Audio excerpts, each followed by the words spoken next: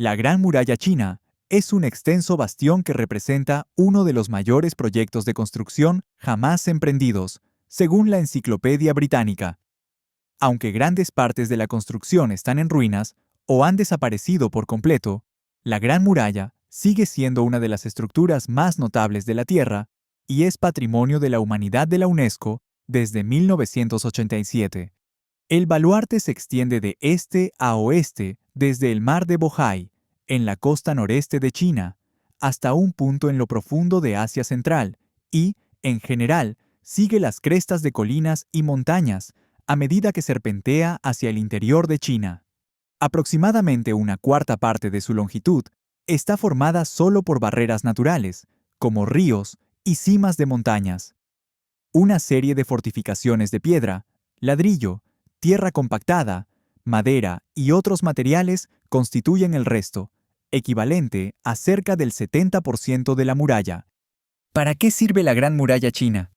Según la enciclopedia, históricamente la Gran Muralla se construyó para reforzar la frontera norte de China. Desde entonces, ha sido escenario de múltiples batallas y conflictos entre los chinos y otros pueblos, como los nómadas Xiongnu durante la dinastía Qin, 221 años antes de Cristo, 206 años antes de Cristo, los Kitán, que dominaban la región de Manchuria, durante la dinastía Song, 960 a 1279, y los mongoles durante la dinastía Ming, 1368 a 1644.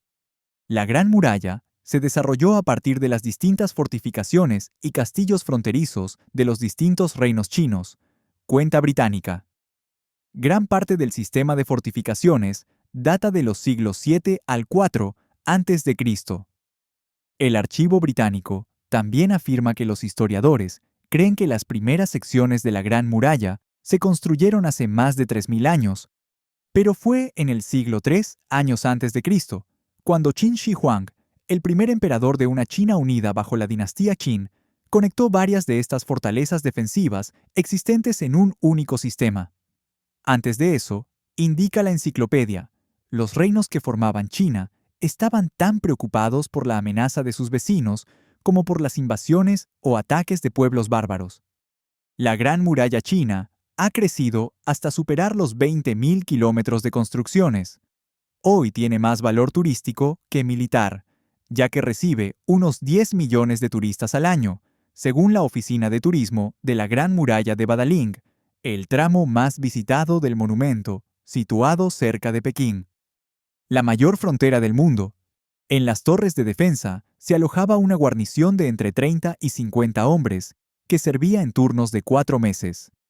Los soldados vivían en la misma torre, donde guardaban sus pertrechos y alimentos. Estas construcciones eran, en realidad, pequeños castillos que podían resistir asedios prolongados. Poema. El viento otoñal levanta gemidos, mientras marchamos muy lejos miles de millas. Marchando miles de millas, ¿con qué fin? A través del desierto reconstruimos la Gran Muralla. Pero esta no fue idea nuestra. Fue construida por sabios emperadores del pasado. Establecieron aquí una política que durará miles de siglos para asegurar las vidas de sus millones de súbditos. ¿Cómo podríamos, pues, evadirnos de estas preocupaciones y descansar en paz, despreocupados, en la capital? Este poema, compuesto por el emperador Yangdi a principios del siglo VII de nuestra era, nos recuerda lo que fue una de las grandes preocupaciones de los emperadores chinos: la defensa de la frontera septentrional del país mediante una gran muralla que habría de durar miles de años. Sin embargo, este tipo de estrategia defensiva fue solo una de las que empleó el Imperio del Centro en las cambiantes relaciones que mantuvo con los pueblos de las estepas. Desde el siglo IV a.C., las estepas al norte de China fueron ocupadas por pastores nómadas. Estos dependían de sus vecinos sedentarios del sur para obtener todo lo que no les proporcionaba la estepa, sobre todo productos agrícolas con los que completar una alimentación basada en la carne y los lácteos. Su población era muy inferior a la de China, pero constituían una grave amenaza. armados con potentes arcos compuestos y a lomos de sus pequeños ponis esteparios, rápidos y muy resistentes. Los guerreros nómadas se apresuraron a lanzar ataques sobre los estados del norte de China. Los emperadores ensayaron diferentes estrategias para defenderse de la amenaza de estos nómadas. Una de ellas era la muralla defensiva.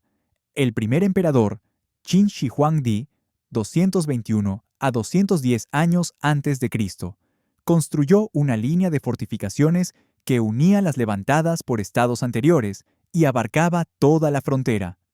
Luego, la dinastía Han trató de controlar a los bárbaros mediante sobornos, camuflados como subsidios, y campañas de conquista en la estepa, a la vez que construía una nueva gran muralla. Los nómadas, por su parte, pronto aprendieron que podían utilizar sus incursiones no solo para obtener botín, sino como método de presión para aumentar el volumen de los subsidios, en forma de objetos de lujo, especialmente seda. Durante los siguientes 1000 años, se mantuvo un cierto equilibrio entre chinos y bárbaros, hasta que a principios del siglo XIII, un jefe mongol, llamado Temujin, consiguió unificar la estepa y reanudó el ciclo de ataques al norte de China para obligar a los chinos a enviar subsidios y a comerciar. La resistencia encontrada llevó a Temujin, convertido en emperador de los mongoles con el nombre de Genghis Khan, a lanzarse a la conquista de China. Esta empresa, sin precedentes, para un nómada, sería completada por su nieto Kublai Khan, quien además de ser Khan de los mongoles, fundó una nueva dinastía, la de los Yuan. Los Ming en el poder. Los Yuan fueron destronados por una revuelta campesina, y en 1368 la corte mongol evacuó su capital y se refugió en la estepa. La nueva dinastía reinante en China, los Ming, llevó a cabo una agresiva campaña de ataques a la estepa con el objetivo, primero, de impedir cualquier intento de los refugiados Yuan para recuperar su trono perdido, y después, para mantener a los nómadas a raya. Pero los Ming pronto comprobaron que su poder militar no bastaba para doblegar a los nómadas.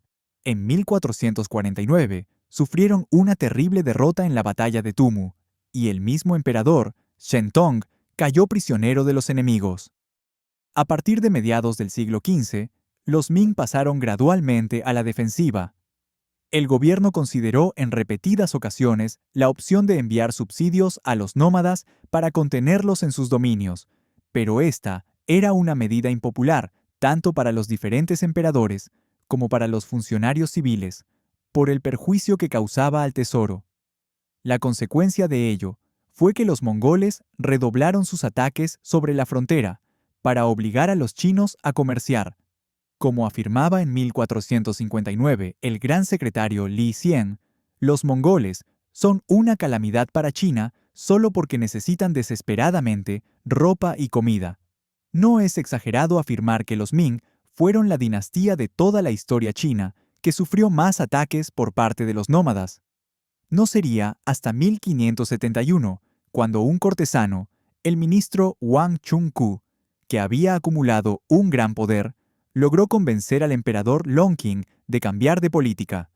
Se enviaron subsidios a la aristocracia mongola y se establecieron mercados en la frontera, con lo que se consiguió reducir el número de ataques mongoles y el gasto del dispositivo militar chino en la frontera.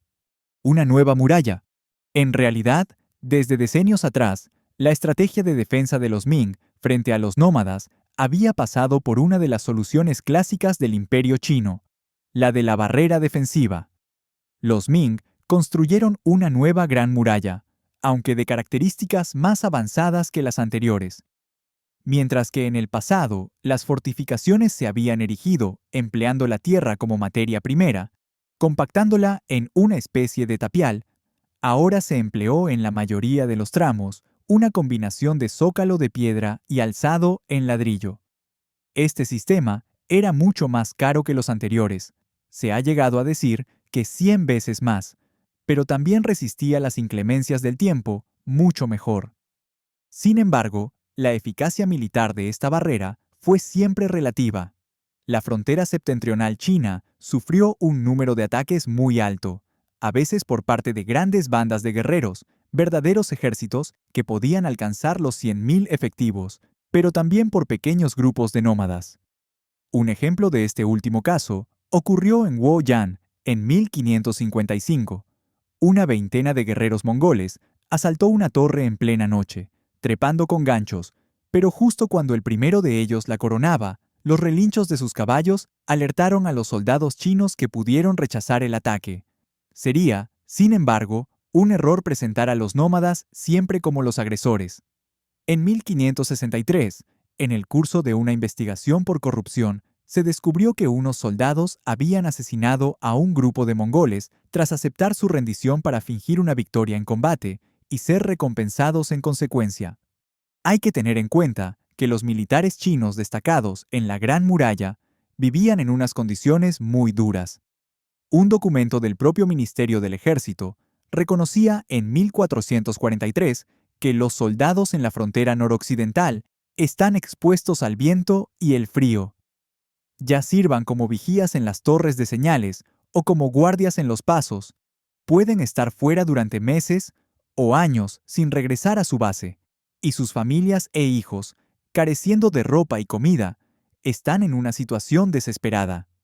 Ciertamente, reciben un salario mensual, pero muy a menudo tienen que gastarlo en armas o caballos, y sus sufrimientos por el hambre y el frío son indescriptibles. Connivencia con el enemigo. Las tropas chinas, acantonadas en la Gran Muralla, mantenían múltiples contactos con los nómadas, a pesar de la oposición de sus superiores. Los soldados chinos comerciaban frecuentemente con sus enemigos, actividad que, como hemos visto, era especialmente importante para los nómadas, y en situaciones extremas, los soldados podían llegar incluso a desertar.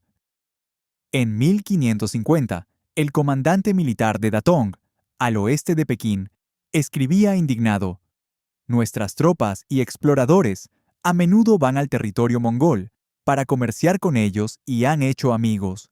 Los 4 caudillos, Altan, Toito, Zenge y Usin, han incorporado torres de observación de nuestra gran frontera a sus campamentos. Los mongoles reemplazan a nuestras dotaciones como vigías y nuestros soldados reemplazan a sus tropas como pastores, con el resultado de que ninguna información estratégica de nuestras defensas pasa inadvertida a los mongoles». En numerosas ocasiones, los funcionarios del gobierno demostraron una gran desconfianza hacia el comportamiento de sus propios soldados. En 1554, uno de ellos acusó a las tropas fronterizas de tener tanto miedo a los mongoles que, cada vez que éstos cruzaban la Gran Muralla, huían sin siquiera combatir. Otro afirmó, en 1609, que los guardias de las torres, incapaces de defenderse a sí mismos, al descubrir mongoles en las cercanías, no se atrevían a dar la voz de alarma y preferían fingir que no los habían visto. También se acusó a los soldados de sobornar a los nómadas para que no les atacasen, lo que no deja de ser chocante teniendo en cuenta la oposición radical del gobierno a este recurso. La colaboración entre los nómadas y algunos soldados llegaba hasta tal punto que en 1533 un funcionario del gobierno afirmó que las dotaciones de las torres de observación servían de guías a las partidas de guerra mongolas durante sus incursiones en territorio chino. La invasión manchú. La dinastía Ming se debilitó como consecuencia de 2 siglos de enfrentamiento con los nómadas. Además, en su obsesión por los mongoles, descuidaron protegerse de otros enemigos, como los manchúes, que aprovecharon este error para convertirse en un poder a tener en cuenta, y cuando se desató una rebelión interna en China, atravesaron la Gran Muralla, cuya guarnición les franqueó el paso, y derrocaron a los Ming en 1644. Pasado el tiempo, la Gran Muralla, perdida ya su función original, se ha convertido en símbolo del orgullo colectivo del pueblo chino y en el icono más conocido del país, lo que no deja de ser irónico, dado los escasos frutos que dio en la larga lucha de China por defenderse de sus vecinos nómadas del norte. Gracias por llegar hasta aquí. Te invito a ver más videos del canal, suscríbete y activa la campanita. No olvides dar like. Hasta la próxima.